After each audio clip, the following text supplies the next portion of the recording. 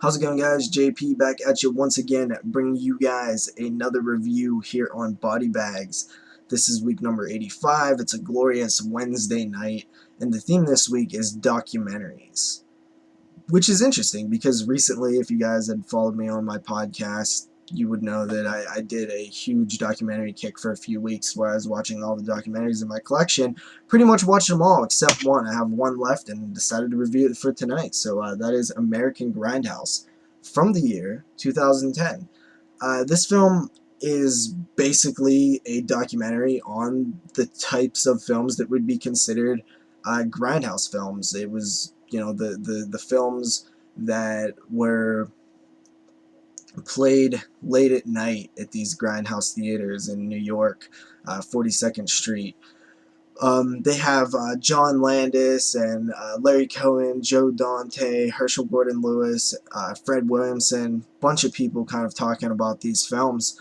They start out in the early eras of what some people consider is like one of the first Grindhouse films, and that is Freaks. Because Freaks, when it had come out, Todd Browning did something that was very taboo, and people really hated him for it. It kind of messed up his whole film career. And then Freaks found a kind of market and audience in the Grindhouse theaters, years and years later when it was the rights were purchased by another filmmaker or person, and it was kind of shown in these theaters. And then they kind of go into the faux informational type films that like about pregnancy and STDs and stuff like that. I found that to be really interesting. I kind of wish they would have elaborated on that a little bit because it's just something that I was completely unaware of. They go into the nudie cuties and all of those 50s and 60s type films. Eventually get into like the splatter in the late 60s with Herschel Gordon Lewis and Blood Feast and all of his films. Eventually into the 70s with Wes Craven and The Hills Have Eyes, or I mean Last House on the Left. And they kind of talk about how America was very angry at the time, and the Last House on the Left was a good representation of that anger. And then they even go a little bit further into the different eras. Like each era kind of had its own thing where they kind of break it down a bit. But I felt like overall it was just too rough. Like they was trying to fit in like too many things at one time, and they really didn't get to talk about one specific topic for very long.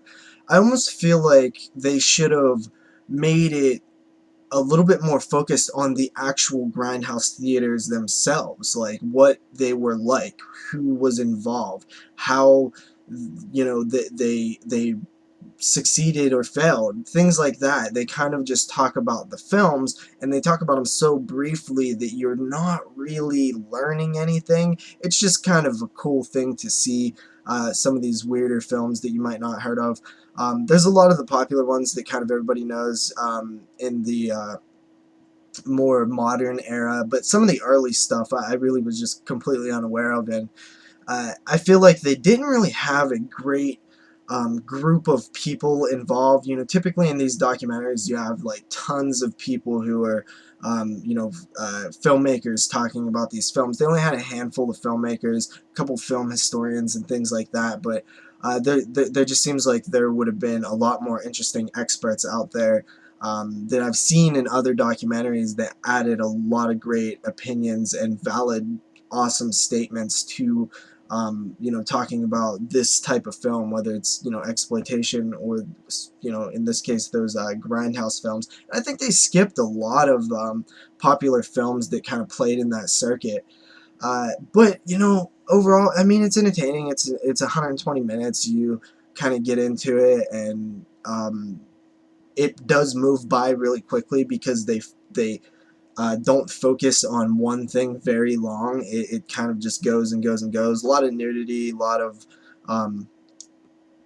film clips and stuff like that. Like they touch on like the Elsa films, for example, and like some of the women behind bars films, and the women in prison films. And I just feel like they barely scratch the surface. And I find that problem a lot in these documentaries where they just tackle such a broad topic that they just don't have time to cover them. You almost wish that there was a documentary for each era, to learn more. But then again, as a super fan of films, you kind of I kind of, I guess, know a lot more of this stuff than maybe the average viewer.